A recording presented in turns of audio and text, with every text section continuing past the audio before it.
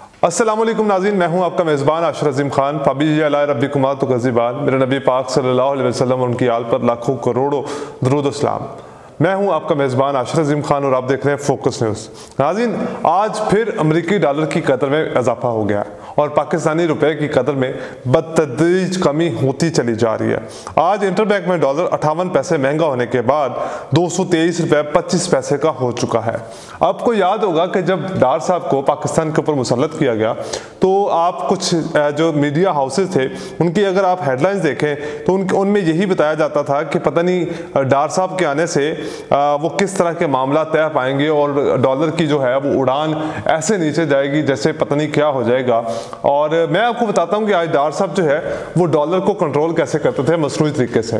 डार साहब जो है वो लूटा हुआ पैसा पाकिस्तान के अंदर इन्वेस्टमेंट कराते थे। जो उनके तमाम इन्वेस्टर्स हैं, जो तमाम कारोबारी शख्सियात हैं, जो इनकी पार्टी के साथ मुंसलिक हैं, उनका जितना ब्लैक पैसा होता था, जितना ब्लैक में डॉलर उनके पास पड़ा होता था, वो उनको मार्केट में फिकवाते थे और यही शो करवाया जाता था कि पाकिस्तान के अंदर फॉरेन इन्वेस्टमेंट आ रही है, पाकिस्तान में डॉलर आ रहा है, जिससे डॉलर की कीमत में जो है वो कमी होना शुरू हो जाती थी। लेकिन इस वक्त ये मामला ये हैं कि इस इम्पोर्टेड हुकूमत की और इमरान खान की स्ट्रेटजी की वजह से कोई भी कारोबारी शख्सियत जो है वो ना तो इसहाक डार पर एतमाद करने को तैयार है, ना ही इस इम्पोर्टेड हुकूमत की किसी भी फैसले से वो मुत्तफिक हैं।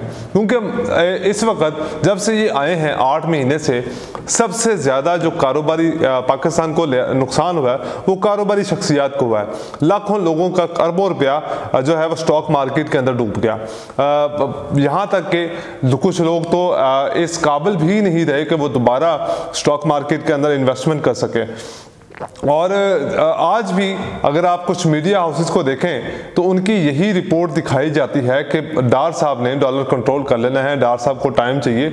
लेकिन अगर आप देखें ना कि अगर किस तरह से अगर जो है वज़ीर ख़जाना मिफ्ता इस्माइल साहब उनकी पॉलिसीज़ अब तक कुछ कारआमद होना शुरू हो जानी थी और इस वक्त तक डॉलर की कीमत में कुछ कमी वाक़या होनी थी।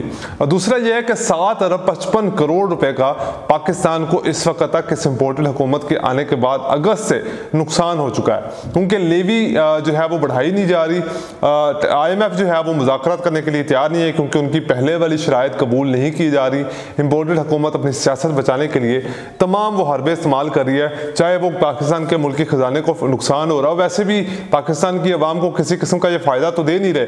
तो अगर और कीमतें बढ़ा भी देंगे तो उससे क्या होगा, ज़्यादा से ज़्यादा लोग जो है वो भूखे मर जाएंगे, फांसियाँ लेकर मर जाएंगे या अपने आप को जो है वो जला लेंगे, आग लगा लेंगे। लेकिन इससे ऐवानों में बैठे लोगों को कोई फ़र्क नहीं पड़ता, क्योंकि हमें किफ़ायत शारी का बताया तो जाता है। हमें तो ये कहा जाता है कि 2 भाई एक रोटी खा लें, जो है वो चाय की प्याली को छोड़ दें, तर्क कर दें, लेकिन खुद अपनी अयाशियाँ को ख़त्म नहीं किया जा रहा। यहाँ पर ब्यूरोक्रेसी को पेट्रोल की कीमतों में किसी इजाफे से कोई फ़र्क नहीं पड़ता है, क्योंकि इनको हमारे टैक्स के पैसे के ऊपर फ्री का पेट्रोल मिलता है और जाकर अपने घर में खड़ी तमाम गाड़ियाँ, चाहे वो अपने बच्चों की हैं, अपनी बीवी की हैं, अपने रिश्तेदारों की हैं, उनके टैंक सरकारी खजानों से फुल करवा लिए जाते हैं। और हमें यही बताया जाता है कि जनाब जब पाकिस्तान की आवाम की बारी आती है तो यही कहते हैं कि हमारे पास जहर खाने को पैसे नहीं है। मुझे आप ये बताएं कि कौन सा ऐसा इस वक्त पाकिस्तान में सियासतदान है जिसके पास जो करप्ट नहीं है, चाहे वो इमरान खान हो, शेख रशीद हो, ताहिर कादरी हो, मौलाना फजल रहमान साहब हो। और इन दोनों भाइयों का और जरदारी साहब का तो नाम लेने की ज़रूरत नहीं है, वो तो वैसे ही पाकिस्तान की आवाम को पता है कि ये सारे लोग करप्ट हैं। इमरान खान साहब तक करप्ट हैं, ठीक है। इनके नीचे होते हुए आज ये कहते हैं कि मुझे एस्टैब्लिशमेंट ने कहा कि उस्मान बुज़दार साहब को हटा दिया जाए, लेकिन मैं नहीं मान रहा था। जब आपको उनकी करप्शन का पता था, जब आपको पता था कि वो पाकिस्तान की आवाम का पैसा लूट रहा है, वो लोगों को गलत लाइसेंस फराहम कर रहे हैं, वो उसके बाद आपको पता चला कि जी और जो रिंग रोड है उसके ऊपर जो है वो की जा रही है, जो आपके सबसे करीबी लोग थे वो वहाँ पर बैठकर पाकिस्तान में गैम्बलिंग कर रहे थे और पाकिस्तान की आवाम की ज़िंदगियों के साथ खेल रहे थे, सिर्फ अपने बैंक अकाउंट्स का में पैसा भरने के लिए। जुल्फी बुखारी जैसे लोग, चौधरी मोहम्मद सरवर जैसे लोग, जिन्होंने सोसाइटीज़ को उनको फ़ायदा पहुंचाने के लिए और अपनी जेबें भरने के लिए और उनसे प्लाट लेने के लिए रिंग रोड का पूरा जो है वो मैप ही चेंज कर दिया था। तो खान साहब को ये पता सब कुछ था याद। और दूसरी सबसे मेन चीज़ थी कि खान साहब के जो अपने कैबिनेट के बंदे थे वो सबसे ज़्यादा करप्ट थे, जिसमें जहांगीर तरीन था, जुल्फी बुखारी, शाह महमूद कुरैशी साहब। आप देख लें कि शाह महमूद कुरैशी साहब उन्होंने इस पीपल्स पार्टी के साथ वक्त गुजारा है, क्या वो करप्ट नहीं थे? आप फरदौस आशिक अवान साहबा को देख लें, वो आजकल मंजर आम से गायब हैं, उनको लगा दिया गया पाकिस्तान में वज़ीर इत्तलात। क्या वो करप्ट नहीं थी? क्या अब मेरा सवाल ही पूछने का मतलब ये है कि तमाम लोग जो है वो इमरान खान साहब के साथ इस तरह से खड़े हैं, बड़ी अच्छी बात है कि पाकिस्तान में वो तब्दीली लाना चाहते हैं, लेकिन खान साहब ने जब अपने दौरे हुकूमत के अंदर उनके अंदर करप्शन की जा रही थी तो किस जो है वो अपने दोस्त को उन्होंने सजा दी सिवाय जंगीर तीन के, जो इलेक्शन जो चीनी के अंदर उन्होंने स्कैंडल किया। जंगीर तीन का इनको पता था कि वो बंदा करप्ट है और वो इससे फ़ायदा हासिल करने की कोशिश करेगा और जानबूझकर अलीम खान को और उसको जंगीर तीन को जो है वो नाहल करवा दिया गया एस्टैब्लिशमेंट की तरफ से, ताकि वो अपना बंदा लेके आए और अलीम खान को वज़ीर आला पंजाब बना दिया जाए। लेकिन उस्मान बुज़दार साहब को वज़ीर आला पंजाब बना दिया गया, जिसके बाद अलीम खान साहब को इस बात की तकलीफ हुई कि मैंने इस बंदे की हुकूमत बनाने में इतना अहम किरदार अदा किया और हमें जो है वो वजारत आला नहीं दी गई, जबकि वजारत आला ना होने के बावजूद उस शख्स ने पता नहीं पाकिस्तान के वज़ीर आला जो पंजाब के वज़ीर आला से कितना फ़ायदा उठाया था। खैर ये मुझे पूछना ये है कि इमरान खान साहब से अगर वो मेरी इन बातों का जवाब देना मुनासिब समझेंगे, या शायद हमारी इतनी व्यूअरशिप नहीं है अभी, शायद कभी बन जाए या कभी जवाब दे दें कि क्या पाकिस्तानी अवाम अगर आपको वोट देती है तो क्या इस बात का सबूत देते हैं आप कि जो करप्ट लोग थे, फला गोगी जैसे लोग आपके साथ बैठे हुए थे, ओन चौधरी जैसे लोग आपके साथ बैठे हुए थे, वो दोबारा आपकी पार्टी में शामिल नहीं होंगे? आप इख्तिदार में आने के लिए उनका सहारा नहीं लेंगे? ये कौन किस बात की गारंटी दी जाएगी? और दूसरा बात यह है कि अगर आपने इस्टेब्लिशमेंट के साथ जो है मुज़ाकरात ही करने थे और उनकी बात माननी ही थी, तो फिर पाकिस्तानी अवाम के अंदर इतनी नफरत क्यों फैलाएगी इस्टेब्लिशमेंट के खिलाफ? अगर आप आज ये कहते हैं कि हम जो इस्टेब्लिशमेंट के खिलाफ बयानिया है उसको अब ज़्यादा जोर नहीं देना चाहते और जो अमरीकी साजिश का बयानिया था उससे पीछे हटना चाह रहे हैं, क्या आपको ये मालूम हो गया है कि अब पाकिस्तान की अवाम जो है वो आपके पीछे इतने पागल हो गई है इख्तिदार में लाने के लिए कि आपको इस बात से कोई फ़र्क नहीं पड़ता? या तो फिर इस्टेब्लिशमेंट के खिलाफ बयानिया ना बनाया जाता, या तो पाकिस्तान को हकीकी आज़ादी के सपने ना दिखाए जाते, पाकिस्तान को अमरीका से आज़ादी के आज़ाद खारजा पॉलिसी के सपने ना दिखाए जाते, तो शायद पाकिस्तान की अवाम जो है वो समझने के काबिल ना होती। लेकिन पाकिस्तान में इस वक्त सिर्फ और सिर्फ इमरान खान के बयानिए के साथ खड़ा होने के बजाय लोग इमरान खान के साथ खड़े होने की कोशिश कर रहे हैं, जबकि हमारी कोशिश ये है कि इमरान खान के बयानिए के साथ खड़ा हो जाए और जो गलतियां उन्होंने 3.5 साल दौरे हुकूमत के अंदर की, जो गलतियां उन्होंने अपने दौरे हुकूमत के अंदर की या पार्टी हुकूमत में आने से पहले की, वो गलतियां दोबारा ना की जाए। इस बात का पाकिस्तान की अवाम को कहाँ सबूत दिया जा रहा है, कहाँ यह बताया जा रहा है? आपके साथ शेख रशीद है, उसने कौन सी ऐसी हुकूमत है जिसके साथ उसने काम नहीं किया?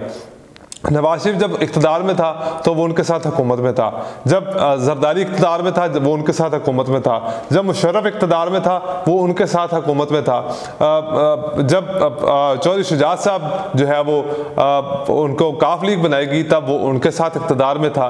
आज वो जाकर जनाब उनके साथ बैठ गया इख्तियारुल कादरी साहब के साथ और अपने आप को हाथ साफ दिखाने की कोशिश कर रहा है कि मेरे हाथ तो बिल्कुल साफ है, मैंने कोई करप्शन नहीं की, और इमरान खान साहब की तारीफें करते हैं। ये सारे लोग, जो लोग इमरान खान साहब के साथ खड़े थे, जिन्होंने पार्टी बनाने में अहम किरदार अदा किया, उनकी पॉलिसियों को रद्द करके आपने ऐसे लोगों को अपनी पार्टी के अंदर शामिल किया जिससे आप इक़्तिदार में आ सकते थे।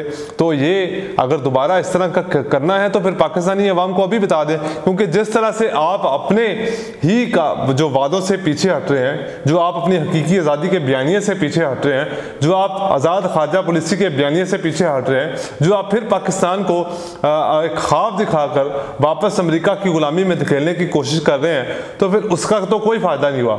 ये तो आपने पाकिस्तान की अवाम के जज्बात के साथ वही खेला जो पिछली पार्टियां करती आई हैं। आप में और उनमें क्या फ़र्क था? कोई फ़र्क नहीं रहेगा। इसलिए पाकिस्तान की अवाम को अब इस बात का एतमाद दिलाया जाए कि जो गलतियां पहले हुई, जिन लोगों को, करप्ट लोगों को अपने साथ पार्टी में शामिल किया गया, वो दोबारा आपके साथ हुकूमत में नहीं होंगे। जंगीर तरीन जैसे लोग, चीनी चोर जो हैं, वो इक़्तिदार में वापस आपके साथ आपकी कैबिनेट में नहीं बैठे होंगे। इस बात का आप किस तरह से यकीन दिला सकते हैं? और वैसे भी अब आपके पास तजर्बे की बहुत ज़्यादा कमी है। ज़रूरी नहीं है कि आप 3.5 साल हुकूमत में रहे तो आपके पास बहुत ज़्यादा तजर्बा था, लेकिन हुकूमत संभालने के लिए जो गलतियां की गई आपके दौर में, साहिवाल के अंदर सानिया हुआ, उस केस का आपने 3.5 साल में क्या किया?